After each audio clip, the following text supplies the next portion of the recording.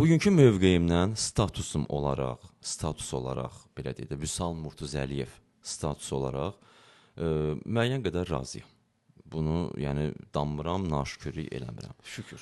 Amma maddiyyat cəhətdən elə də razı deyiləm.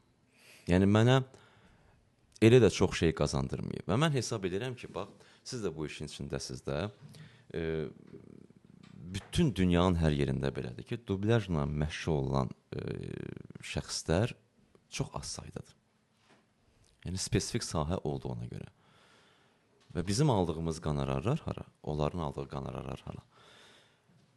Mən fikirləşirəm ki, yəni başqa bir ölkədə Azərbaycandakı Vüsal Murtuzəliyev, başqa bir ölkədə Vüsal Murtuzəliyev olsaydı, mənim indiki nələrim olardı. Düzdür? Yəni, amma mənəvi cəhətdən, mənəvi olaraq hardasa, belə deyək, bir aktyor kimi bir rahatlıq verir ki, hər gün, belə deyək, oynamaq istədiyim personajları səsləndirirəm. Ondan, belə deyək, həzz alıram, zövq alıram.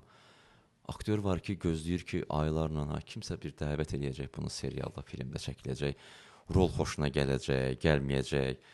Məcburiyyətdən gedib razı olacaq ki, pul üçün, qonorar üçün. O vaxta qədər də bir ətalət içində. Ətalət içində. İndi biz də belə deyək də, həm bu bizim işimizdir, həm zövq alırıq, həm də belə deyək, qurdumuzu bu cür öldürürük.